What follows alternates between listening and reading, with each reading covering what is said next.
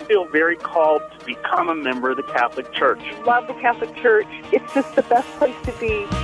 From the studios of EWTN, this is Open Line. In North America, call toll-free 1-800-585-9396. That's 1-800-585-9396. Outside North America, call 1-205-271-2985. You can also send an email to openline@ewtn.com. Happy Tuesday to each and every one of you. Fasten your seatbelts. Our pro-life warrior, Barbara McGuigan, is in the house taking your calls on crimes against the culture. 1-800-585-9396. Or actually, crimes of the culture against the faithful would be a better way to put that. 1-800-585-9396 is our toll-free number. It's good anywhere in North America, in the United States and Canada. If you're outside the United States and Canada, we'd love to hear from you. Your number is 1-205-271-2985. That's 1-205-271-2985. Or you can send us an email, openline@ewtn.com. I'm Jack Williams. The lovely and talented Elena Rodriguez has returned from sunny Florida, and she's spinning the dials behind the glass, producing the program. And your call screener is Mr. Matt Gubensky. Our hostess, as she is every Tuesday, is our pro-life warrior and amateur film critic, Barbara McGuigan. Barbara, how are you? I couldn't be better. I don't deserve to be so fit and Jack, you're making me laugh. Sorry. Yes, I'm fine. I'm really fine. I am very fine, and I haven't seen the film yet, so I can't really say. It was interesting because last night I tuned into a political rally on ABC, and an award show broke out. Yes. Are you joking? I'm choking and joking simultaneously. Yes, the award show was probably the Academy Awards, right? Yeah, well, it was kind of a joke. You know, there's that old joke that I went to a fight and a hockey game broke out. Yeah. Same kind of thing. I went to a political rally and an award show broke out. Hard to distinguish which was which last night. Well, I haven't seen the film, so but I read Monica Miller, whom I love. I took her review to heart, and she basically said, if you are a devout Catholic, as this film reviewer is, it certainly is, and if you believe that no matter what, the gates of hell shall not prevail against Christ's church, sitting through Spotlight may be the longest 2 hours you'll ever spend in a theater. But I know, Jack, that Bishop Barron, and others have written very good reviews of this particular movie, Spotlight, that won Best Picture at the Academy Awards. I mean, I know it's very intelligent. I know it's well written, acted, and directed movie. So that's not what I want to touch on today. I really wish that, and the Vatican newspaper actually said that they would have touched on at least the long and tenacious fight by then Cardinal Joseph Ratzinger in launching action against the abusers in the church. And I think it was just a couple weeks ago that Pope Francis remarked about the great cardinal to be the great and humble Pope, right? Pope Benedict XVI.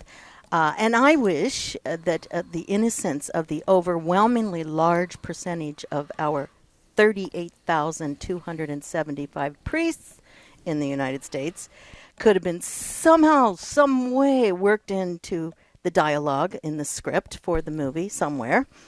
So, but what I want to touch on, am I surprised that the Academy gave this movie Best Picture with 6 nominations versus 12 for The Revenant? Did you see The Revenant, Jack? Nope. Okay, it's an excellent movie, and it had 12 I can't remember the last nominations. time I saw a movie that wasn't animated. Well, I see a lot of those too, trust me. Well, I'm not surprised. Sometimes fighting the culture can make you culturally illiterate. Inept. Yeah. But in my opinion, this win for Spotlight was a political move that very nicely fit the media narrative, albeit masked by praise for the investigative journalist in Boston who did an excellent job. But the narrative that all or most of the priests in the Catholic Church are pedophiles and that the Catholic Church tried to sweep all of this under a rug. Because the truth is, and I just want to give some stats here, the independent John Jay College of Criminal Justice was hired. Remember the John Jay report by the USCCB? Very well. To conduct a study examining rates and characteristics of the sexual abuse within the Catholic Church. The researchers found that a total of 10,667 individuals had made allegations of child sexual abuse against 4,392 Catholic priests between 1950 2002, with most acts taking place between 1960, that was a bad year, and 1984. The 4,392 priests make up 0.4% of all Catholic priests in the 14 diocese eparchies in the United States, which is approximately 38,275 priests. But here's what I think a lot of people don't understand, and I want to bring it forth. The study found that priests offend at similar rates as the general population. I'm not saying this is any better. Trust me, I'm not. I think it was absolutely the most demoralizing, pathetic, and despicable episode in the history of Catholicism. Don't get me wrong on this, but it's good to know the facts, not just opinions, but the facts. It turns out that the majority of victims, almost 75%, were between 11 and 17. Therefore, according to the John Jay report, a more accurate clinical term for these priests is hebephiles. And what this means is they show sexual preference for children in their early years of adolescence rather than pedophiles. The major distinguishing feature of sexual abuse in the Catholic Church is that the majority of alleged victims are male, 81%, while in the general population, females are more likely to be sexually abused. And this fact also suggests that part of the problem is a hebephilic, they call it homosexual orientation on the part of priests. Adolescent boys are the most vulnerable population to be victimized, which becomes a political hot potato given the secular agenda to normalize homosexuality. But here's my point. All I'm asking is that Hollywood elites and investigative journalists broaden their investigations. I pray with all my heart and soul that this cancer can be cut out, not only in the Catholic hierarchy, but among Hollywood elites and teachers in public education and in society at large. I pray that courageous investigative reporters and Hollywood producers and writers will be just as vigilant in shining a spotlight on Hollywood's own sexual abuse crimes committed against child stars by various Hollywood managers, even a composer, and casting agents for a very long time. Corey Feldman, I don't know if you remember him. He was once a child star in the 80s and 90s. He's now 40 years old. He himself is a survivor of childhood sexual abuse. He unflinchingly warned of the world of pedophiles who are drawn to the entertainment industry. 5 years ago, I remember this on ABC's Nightline. Corey Feldman said, "I can tell you that the number one problem in Hollywood was, is, and will always be pedophilia. That's the biggest problem for children in this industry. It's the biggest secret. And Jack, I'll bet my house that story wouldn't even make it to the cutting room floor, much less onto the silver screen. Because not only would the light rightfully shine on pedophilia, but on some serious hypocrisy in Hollywood as well." And I don't know if you remember Tom Hoops. He's still a Catholic writer now. Back in 2006, he wrote an article entitled, "Has Media Ignored Sexual Abuse?" At this time, John Carr was charged with the murder of John Benet Ramsey. Now, John Carr isn't a priest. He's a teacher. Any institution that has allowed children to be harmed by predators deserves to be taken to task for it. No institution should get a pass, and no profession should get a pass. Not preachers, not priests, not even teachers, especially not teachers. And yet, consider the stats. in accordance with the requirement of President Bush's No Child Left Behind Act, in 2002, now we're going to go back there, the Department of Education carried out a study of sexual abuse in the school system. Hofstra University researcher Cheryl Shakeshaft looked into the problem, and the first thing that came to her mind when Education Week reported on the study were the daily headlines about the Catholic Church. She said, "Think the Catholic Church has a problem?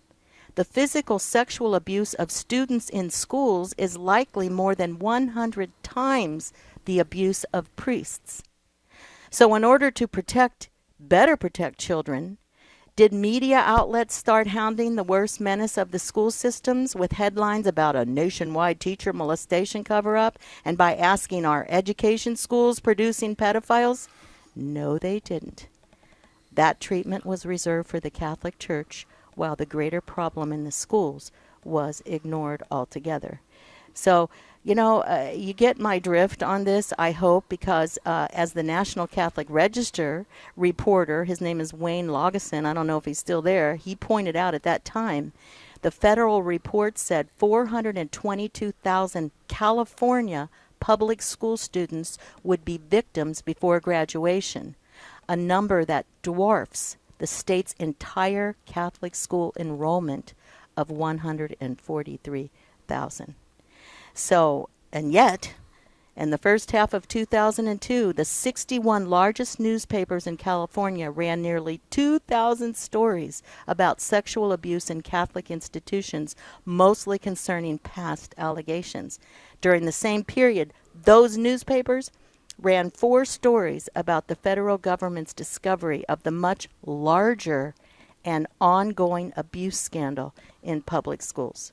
So I rest my case. I mean, okay, that was 14 years ago. And I just asked the question, do you think the Hollywood elites and the mainstream media is in a better position to cut the cancer of sexual abuse out entirely? I hope so. Because if a culture sows filth, the culture reaps the whirlwind of filth. And all of this, of course, happens in a society when lust reigns supreme. 1-800-585-9396 is our toll-free number with your questions for our pro-life warrior, Barbara McGuigan. 1-800-585-9396. Open Line Tuesday rolls on with Barbara McGuigan.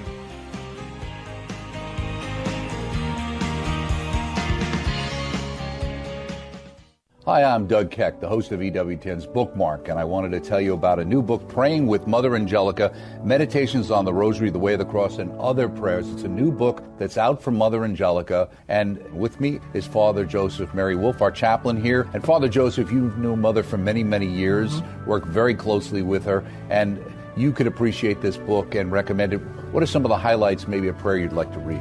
You know, I like it that it has her meditations on the mysteries of the Rosary, including the luminous mysteries, which were taken from her programs later, but also her meditations on the Stations of the Cross. And one of my favorite parts is her conversation with God. So it's like entering into her prayer. Mm-hmm. So here's one where Mother speaks about time, and it's more like a prayer. Life is so short, my Lord. I look at all my yesterdays and they seem so hazy, while all my tomorrows are uncertain. The only time I really possess is this tiny moment, and it passes so quickly. It is a most precious gift in your hands, and I should look at it as I would a treasure. Exactly, and as Mother always said about living in the present moment, and now is the moment for you to check out Mother's new book, Praying with Mother Angelica, Meditations on the Rosary, the Way of the Cross, and Other Prayers. You won't be sorry. It's a wonderful new book available right now. Order it today. To get your copy of Praying with Mother Angelica, log on to our web store, EWTNRC.com, and type in item 80008, 24 hours a day, 7 days a week. Podcasts of Open Line are available within 24 hours of live broadcast. Go to EWTN.com and click on Multimedia. For a complete list of the EWTN Global Catholic Radio Network AM and FM stations across America, go to EWTN.com. Look for the radio pull-down menu and select AM/FM stations. The list is updated regularly, so visit often. Again, go to EWTN.com. Look for the radio pull-down menu and select AM/FM stations. Also at EWTN.com, you'll find out how to listen to us on the web, on shortwave, and in some countries on satellite. You'll find it all on EWTN.com. Hi, this is Barbara McGuigan. This is Bishop Joseph Bambera of the Diocese of Scranton. I'm Brian Patrick from Morning Glory and EWTN News Nightly. A blessed Lent from all of us at EWTN Radio. This is Open Line on the EWTN Global Catholic Radio Network. If you have a question or comment, call 1-800-585-9396. Outside North America, call 1-205-271-2985 or send an email to openline@ewtn.com. A big congratulations to our friends at Berga Broadcasting, who is now broadcasting Catholic programming on their 6th station. A big shout-out to those listening in Grayling, Michigan on AM 1230 WMQU. The latest edition gives Berga Catholic radio coverage for travelers along I-75 from West Branch, which is near Saginaw Bay, all the way to Sault Ste. Marie on the Canadian border. A big thanks to Tom Hornacek, Therese O'Brien, and the whole gang at Berga Broadcasting. We welcome all the listeners on AM 1230 WMQU, Mary, Queen of the Universe Radio in Grayling, Michigan, the newest member of the EWTN Global Catholic Radio family. To the phones we go. Our leadoff hitter today is Nancy in southern Indiana. She's listening to EWTN Radio on Sirius XM Channel 130. Nancy, you're on with Barbara McGuigan. Hi, Nancy. Okay. Hello. Hi. Am I never turned the radio off because I thought I turned it off, but I didn't want to lose you, so am I okay now? You're good. You're good. Okay. Yeah, sure, you're Okay. fine. Okay. All right. So, am I supposed to repeat my question now? Yep, that'd be great. Sure. Okay. Again, I am very pro-life, but I question life begins at conception. Right. What about identical twins who begin as one fertilized egg and then splits? So, Yes. Tell me about that. Okay, well, you want to know about the souls of these babies? Yeah, of course, yeah, they have their yeah, I own mean- unique soul because they're each unique, distinct, and unrepeatable human Right. beings, right? Right. So, of course, they would But- have their own soul. Everyone has his or her Right. own soul. Right. Just But like you have your own DNA, your own fingerprints, you have your own soul. And what does that mean? Okay, the powers of the soul are intellect, free will, and memory. See, because when you are human, you will have a soul. Now, animals, they have animal souls. Okay, plants have plant souls. But those are different types of souls. The human beings have intellect, free will, and memory, and that is what God gave us. And we believe, why wouldn't He have given us that at conception? Okay? Again, it begins as one in the beginning. So if the one soul is in that fertilized egg at conception, then it splits later on. Then does God just keep the soul in one egg and then say, okay, Well, no. I'm going to put a... No, because when the egg splits, this is when the egg splits, right? And of course, sometimes you'll have identical twins. Sometimes you will have completely, what do they call that when they're not identical? Paternal twins, but that's a different fraternal. situation. That's a totally different. That's two separate eggs from the beginning. Right, exactly. But feel confident that once you have a human life, okay, and whatever the separation when that takes place, that God would have implanted a soul in both human lives, right? Well, I believe that. Yeah, well, But why again, wouldn't he? Why wouldn't he? I mean, how could you be a human person without a soul? You couldn't be a human being without a soul. Yeah, I totally agree with that. But if one begins at conception, it is one. Yeah, well, look at the idea of even triplets or quadruplets or quintuplets. We just had a lady give birth to quintuplets. They're all human beings, and so they each, as a human being, which is what makes them human, have souls. Mm-hmm. Okay. If I can find out anything better to say to you, which I'm sure there probably will be something scientific, I'm not sure, I will do my best to find out about that. Is that okay? This would be a great question for Father Spitzer. Spitzer would know. Father Spitzer would know. I will go to him. I will ask him. And I will give a report on this. That's your homework. That's my homework. Okay. All righty. God bless you, dear lady. How do I get back with you on this? Well, just listen next week. And if you can't tune in at this time, if you just go to EWTN.com, you can listen on the podcast. Okay. Yes. Okay. Or maybe I could just email you. Yeah. Why don't you do that? Be listening. Email me at openline, one word, openline at EWTN.com. Okay. Okay, and I will get the scoop. All right. Thank you. Thank you. God bless you. Thank you, Nancy. Bye-bye. Appreciate the phone call. That opens up a line for you at 1-800-585-9396. Next up is Janelle in Spokane, Washington. She's listening to EWTN on Sacred Heart Radio. Janelle, you're on with Barbara McGuigan. Hi, Janelle. Hi. As I was dialing in, I was telling the interviewer that you were making a comment as I was dialing in about you bringing up the fact about what was happening in the movie industry, and I kind of went, oh, that's an insight. Yeah, they should have pointed their fingers at themselves before they pointed their fingers at anyone else. Yeah. But my comment that came to mind, that what frustrated me as they made this movie and got their awards, they were patting themselves on the back and thinking they were so marvelous. And I'm going, you made a movie about something that was past tense, most known about anyway.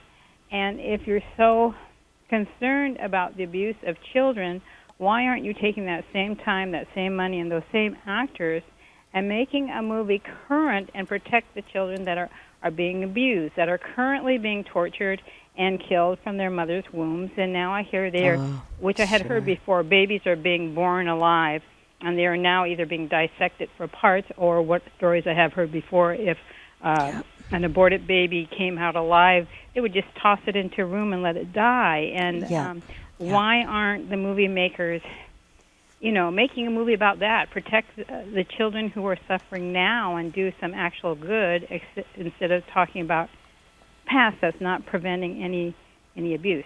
You know what I'm saying? Well, and that's I get exactly what you're saying, and that is my point. There's a bit of an agenda there. I mean, Hollywood does not always wrap their arms around the Catholic Church, because in many cases, Hollywood hates her teachings, especially when it comes to any type of sex outside of marriage, including homosexuality. So I think that you're right. I mean, why don't they put the spotlight on abortion? Well, let me tell you what, though. The Gosnell movie will be coming out soon. And I had Ann McElhinney. She and her husband are the producers and directors of the Gosnell movie. And they are really shining a light. Now let's see how many theaters will take the movie in. See, this is going to be a true test, because they're working on this, of course, now. Do they have main actors in that movie that'll bring in the public? Well, not just that, but can they get the theaters? Can they even get the theaters? Because movies that are made by Christians often have a very difficult time getting into the theaters. The really popular ones, so we'll see. So there again, and not to say that they are part and parcel of Hollywood, because they're really not, but they are just a great Catholic couple, and the money's flowing in. I mean, obviously it's God's will. Or why doesn't Hollywood shine a spotlight on infanticide, on the doctors at Groningen University in the Netherlands? They kill born babies, and it's perfectly legal, as you mentioned. That's what made me think of this. If there's a disabled newborn, these little kids are being killed legally in the Netherlands. And they even call it, they have a Groningen protocol, is what they call it, named after a pediatric hospital, which admittedly permits doctors to end the lives of babies born with disabilities or terminal conditions. So I tell you what, there's a lot to shine a spotlight on, put it that way. Janelle, thanks so much for the phone call. God bless you there in Spokane, Washington. Open Line Tuesday, just getting started with our pro-life warrior, Barbara McGuigan, 1-800-585-9396.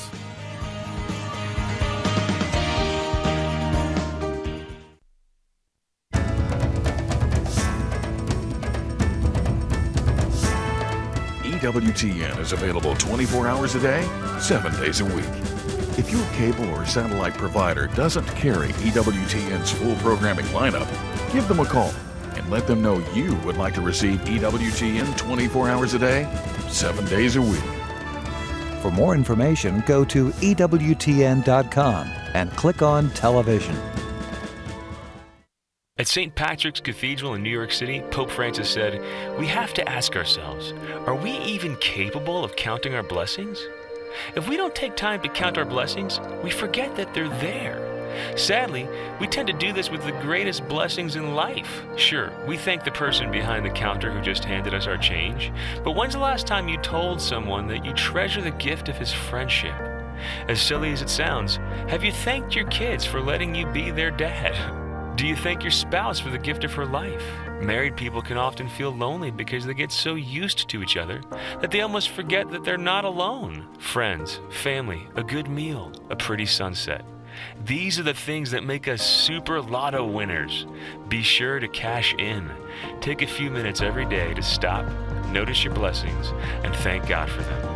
That's where gratitude begins, and joy is never far behind. This is Chris Stefanik from RealLifeCatholic.com on EWTN Radio.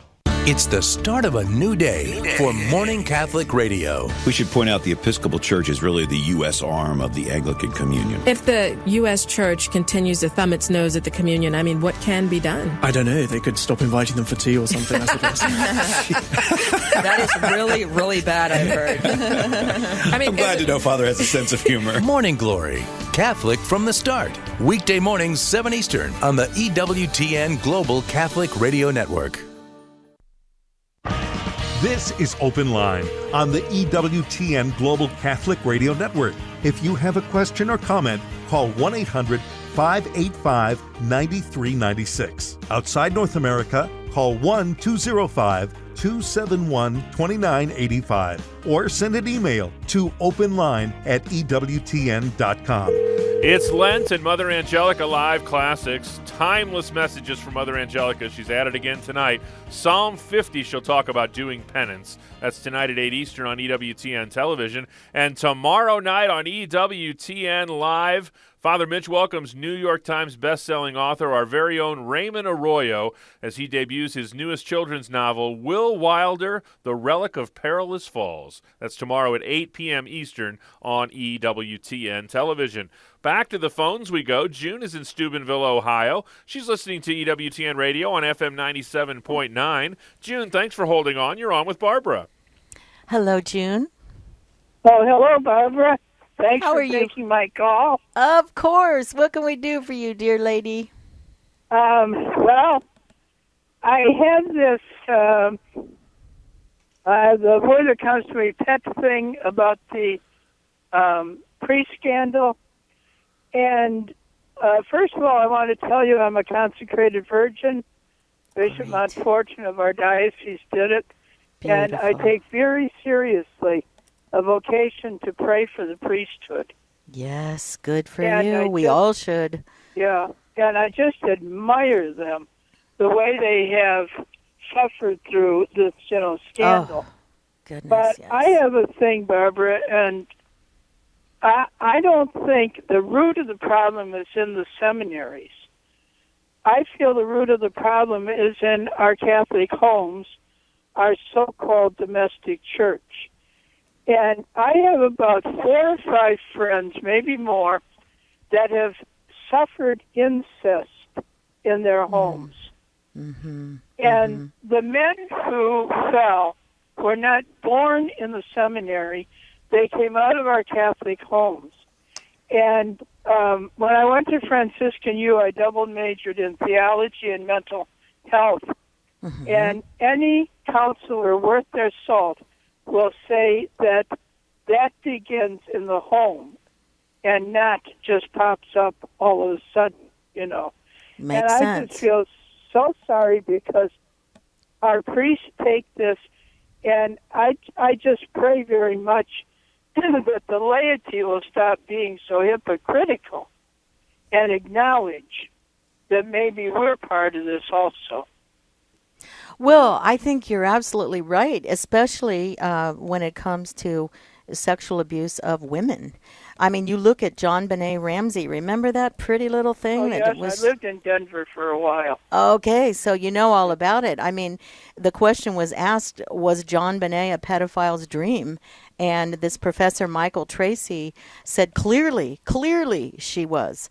Because in 1992, the National Victim Center estimated that 29% of all forcible rapes in America were against children under age 11. More than a decade later, an estimated 1 in 4 girls and 1 in 7 boys are victims of unwanted sexual acts. So, I mean, it's staggering when you think that the Department of Education report estimated that from 6 to 10% of all students in public schools would be victims of abuse before graduation. Mm-hmm. So, I mean, what you bring up is absolutely a problem in the home. Oh, sure. Well, goodness, the culture. Barbara, I want to say something else because I was hoping you would use this term when you were talking maybe 15 minutes ago. Mm-hmm. But you were talking about the age that these men, they were 11 to 17. Right. And in part of my research for psychology, I ran across the term pederasty. Yes, I know that term. Yeah. Okay, yeah. And that's for older, children, not, preschool and stuff. Right, that's right. Of course, the news would never bring that out because that's too much connected with homosexual. And that's right. And so there is the secular agenda to normalize homosexuality. They're not going to go there. They're not. They would like to believe that, as I said in my opening, that the Catholic priests, all of them, are pedophiles.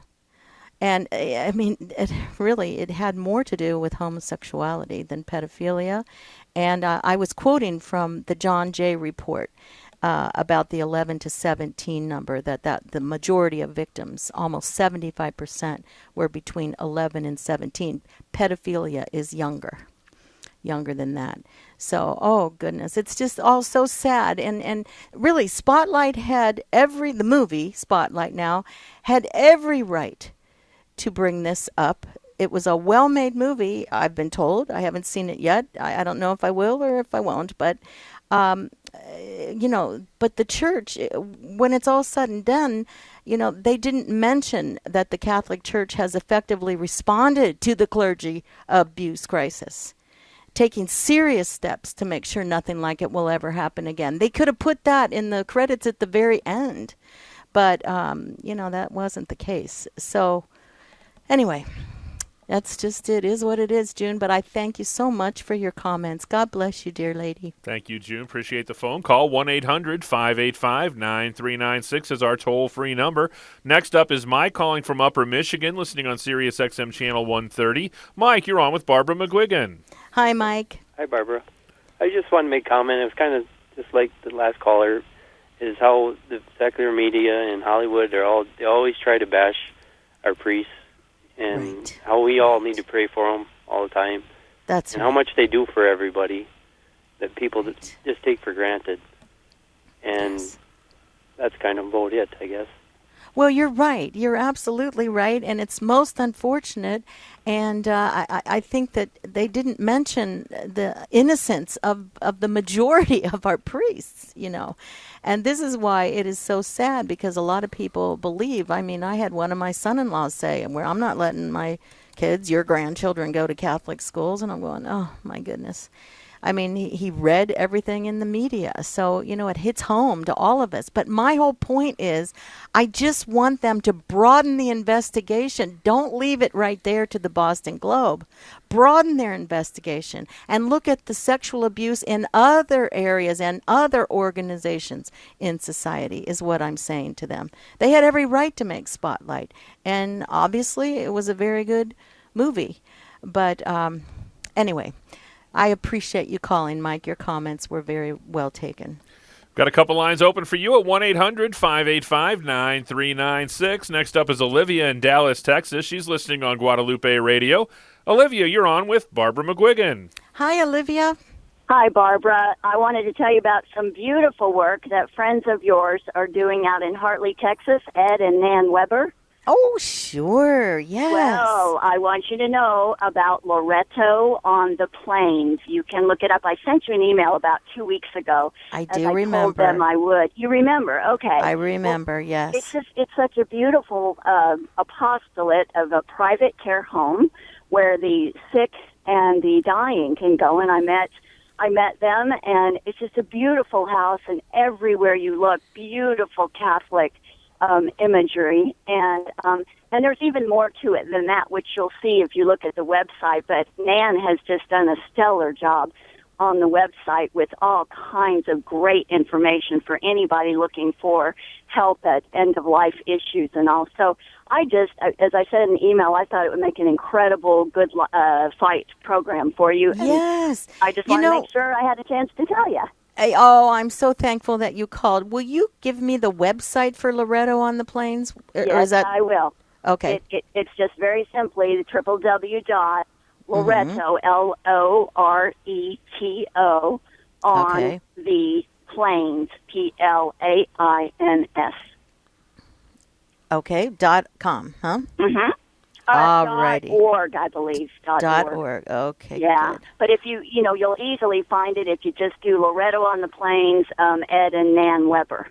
Okay, that is awesome because I have a good fight coming up that I wanted to get them on so they can explain their private care home. I'm so excited. Well, I told them I was going to, when I went out there and met them, I met them at Ash Wednesday Mass. It was so incredible because I had only heard the name of Loretto on the Plains from my daughter the night before. So I thought, wow, the Lord must really want me to be aware of this.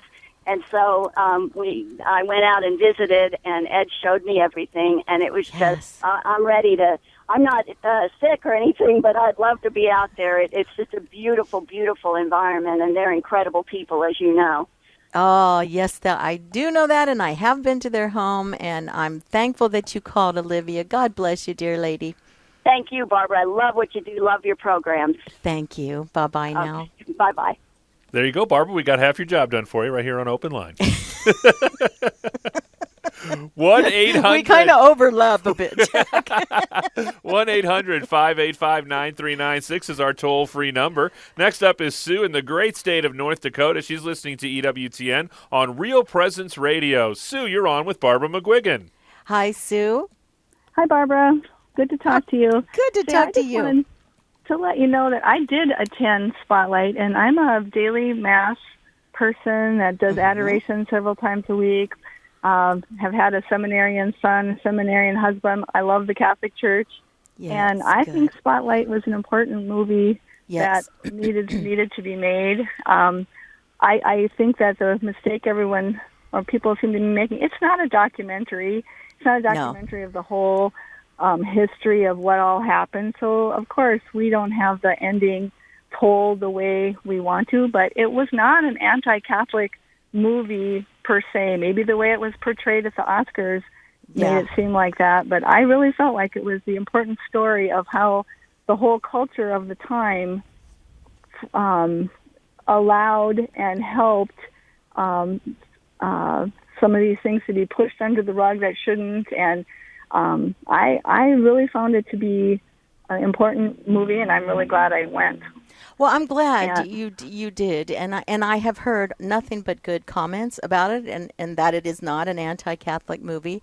I kind of took it a little farther than that about broadening the investigation, and it was at the Academy Awards where one of the producers said something like, I want to take this award all the way back to the Vatican. Like, I'll show you, right? And I just didn't like, it just didn't hit me right, put it that way.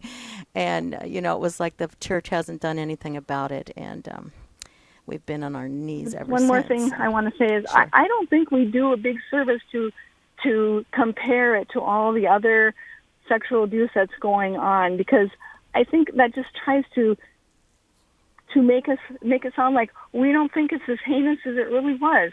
No, that always has to be clarified. It's wrong across the board. Yeah, I know. I get all that. It's wrong across the board, though.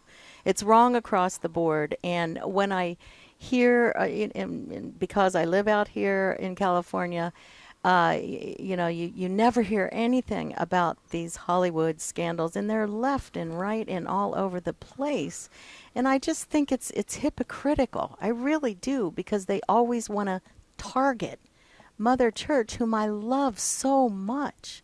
And I think it's that's what I'm trying to I'm not saying because it's even more prevalent in public schools and in Hollywood that it's not important for the Catholic Church. Are you kidding? No, that would be foolish to say, and I'm not saying that. And I hope I'm not bringing that across, because that's not what I'm saying at all. I just want them to broaden their investigation so we can cut the cancer out of our culture altogether, is what I'm saying. Next up is Kathy in Cleveland, Ohio. She's listening to EWTN Radio on The Rock, AM 1260. Kathy, you're on with Barbara McGuigan. Hi, Kathy. Hello, Barbara. I just wanted to make a comment relative to the caller who was questioning the soul in the division of a fertilized egg as it becomes twins. Right. And I thought, is this too simplistic? When that egg divides, each of those children get a brain, they get a heart, they get the arms, they get the legs. So why wouldn't each of them get a soul? That's it. And you said it a lot better than I did, but that's it. That's it right there. If you're a human being, you will have a soul. Period. Right. So when you get all of the parts, the soul is part of the parts. That's so right. If that helps your caller in any way, not to make it simplistic or scientific, but it's just a given, in my opinion. That's right. That's exactly right. And I'm glad that you called about this, and I'm going to get a hold of my buddy Father Spitzer and have him answer this as well, because he's got a new book, and it's called The Soul's Upward Yearning. And it is quite incredible that bodily consciousness is not necessary for near-death experiences. The soul is beyond. The soul is beyond. The body can be completely dead, and the soul can learn all kinds of things. And they know that. We know that through millions of near-death experiences now. And Barbara, what did you say the title of the book is? The Soul's Upward Yearning. Thank you. It's so good. All righty. God bless you. Thanks for calling. You're welcome. Take care. Bye-bye. Bye. We move on now to the great state of Missouri, where Jan is listening to EWTN Radio on AM 1090. Jan, thanks for holding on. You're on with Barbara McGuigan. Thank you. Thank you. I just want to preface what I'm going to say with I love our priest, and our priest has saved my life, and I know they've saved many lives, and I don't think that I can ever give enough thanks and gratitude to God for them and what they've done for me and all of us. I do, however, feel that the response coming from the U.S. bishops about this is, to me, very helpful. And basically what I've heard coming from them is that, yes, they acknowledge that this was a grave evil, and they acknowledge that they were wrong. I mean, what has been happening in the church is wrong. But they're saying they've repeated apologies over and over again and sought to help the wounded, and that's what they're using this time to do also, is to reach out to help the wounded, even saying at this juncture, rather than trying to defend themselves or deflect it to other sins, they're saying this is an opportunity for those who have been wounded to come forward and get help if you haven't done so already. And I don't know, to me, that is a very healing response. When the scandal first broke and there was a lot of defense going on and a lot of deflection, I will say then too, to me that was more traumatic than hearing the bishops say that they understand that this is a grave evil and they're working to combat it. I just wanted to thank the bishops again for being really sensitive in their response to this. Yes, I mean they saw through things once they understood what was going on. But another thing that is in this report, some key misunderstandings regarding the child sexual abuse scandal in the Catholic Church. This is by the Catholic League, and it was in 2012.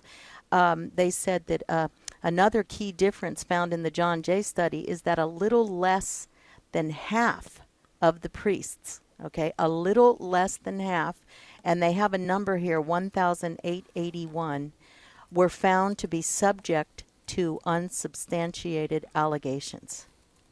So there were many accused of things that they could not substantiate that it was true. They couldn't validate that it was true. And these were false accusations, as you can imagine. I mean, it's this rate of false accusations, it says, is much higher than found in the general population. And then also, additionally, 23% of the priests who were accused of abuse were identified as suffering from behavioral or psychological problems ranging from alcohol and substance abuse to depression and a past history of coercive sex, although most never received treatment for these problems. So there's a lot to this, and it's very complex. And, I just wish, because of my love for the church, our love for Mother Church, I just wish that if they're going to make an excellent movie, put in some more things about what the remedies and all those in the statistics and all that sort of thing. It just helps. Thank you, Jan. God bless you there in the great state of Missouri. 1-800-585-9396 is our toll-free number. That's the number Trent used. He's calling from the Texas Panhandle, listening on St. Valentine Radio. Trent, you're on with Barbara McGuigan. Hi, Hello, Trent. Barbara. Hi there. I'm sorry that you have to talk about such a harrowing subject all day today. It's awful, and we can all cry together because it is very painful and very disturbing. But the movie was fair. I'm not saying the movie wasn't fair. It was fair. Oh, I'm not even going to comment on the movie. I have not seen it yet. But I do have a question regarding this subject. Okay. And, the Bible tells us to go and minister to those in prison, to help the downtrodden. The person's in prison, they're a criminal, usually. But that doesn't mean that we should just abandon them. So these people, these predators, I guess, once they're found out and, defrocked or whatever happens to them, does the church help them to get help? Are there programs for these people where they can, besides the main goal should be to help the victims, but after that, do we just abandon the priests that have found themselves in this situation, that have made these bad decisions? Well, I hear you, Trent. I can't really say because I don't really know. In my experience, the ones that I knew, because in my parish at that time, there were 7, and it wasn't a homosexual thing. It was, with women, but they left the priesthood. Either they left the priesthood or they were asked to leave. I'm not sure what the situation. I can't speak intelligently to this because I don't know the situation, how it worked. But I would assume that if they are predators, they can no longer be priests because it would be too dangerous, or who knows, maybe they were sent off to a monastery somewhere. I don't know. I can't answer that because I really don't know. Jack, how about you? Any ideas? It would be speculation. I've heard some stories, but they were secondhand, and I wouldn't feel comfortable commenting. Yeah, I'm fine with your speculation. I mean, it's something to research later on my own. Yeah, but I have some responsibilities to the other 5 million people listening, unfortunately, Trent. That's, as I do too. So I wish I could help, Trent, and you do. And they need to be prayed for. My goodness. You know, it's all about sin. All sin is disorder. Yes, and God came not only to redeem us. I will tell you this, Trent, if the stories that I have heard are true, I think you would be comforted by them. Yes. Yeah. Okay. Me too. But as I say, as Jack said, it's hearsay on my part as well. I'll let y'all go, but I want to give a shout out to the nuns in Panhandle, Texas. They've been very good to me. And there's a small convent that not very many people talk about. They're good women. Well, thanks for that, Trent. We appreciate it. God bless you, and God bless those sisters there in the Panhandle of Texas. We'll stay in the Republic of Texas. Jim's listening in Houston to EWTN on Guadalupe Radio. Jim, you're on with Barbara McGuigan. Hi, Jim. Yes, hi, I'm Barbara. I have a challenge. I'm Catholic, and I have a challenge to try to cut through the fat. I've used this on individuals when they bring up pedophilia. First of all, we know it's also homosexuality. Not many people know that. But here's my challenge. Today we have such a huge child trafficking problem. It's about 1 million. Mothers today have to hold their children really close. And as a man, I walk by between, you won't get between them because they'll grab their child. Are the priests in jail for running these child trafficking rings? We have a huge problem. I challenge, and I would take this challenge personally if anybody, I might even put a website with a few of these things I wanted. I challenge the world to see that there isn't one. So therefore, the Catholic Church is the only solution in our world. We are not responsible for drug dealing operations, nor are we responsible for mothers having to hold their child with child trafficking. There is not one person, clergy or not, in our world that's responsible for that. Outside the Catholic Church, many people are. If you're not Catholic, that's the problem. That's my challenge. Does that make any sense? Yes, it does. It does make sense. It really does. And the church does so many things to help people through these particular circumstances that, I think it was more a problem between the people, all the people that were involved, the principals, the teachers, the lawyers, the clergy, this public relations, PR, it was all mishandled, ignored, and even covered up, and priests were shuffled from here to there, and I think that's really what it comes down to. It had nothing to do with Mother Church, for sure, the institution. Thanks so much, Barbara, for being so gracious as always with your time. What's coming up on the Good Fight Saturday? Thank you. Oh, my goodness. We have Bishop Fred Henry from Calgary, the Diocese of Calgary, to talk about totalitarianism. Awesome. That'll be an awesome show on Saturdays to check out The Good Fight with Barbara McGuigan. And on behalf of our host, Barbara McGuigan, our producer, Elena Rodriguez, call screener Matt Gabinski, I'm Jack Williams, thanking you so much for taking some time out of your day. Back at it again tomorrow. Father Mitch will be in the house taking your theology, scripture, and ancient language questions. Father Larry Richards talking the new evangelization on Friday, and EWTN's Vice President of Theology, Colin Donovan, on Friday. Until we get together tomorrow, God bless.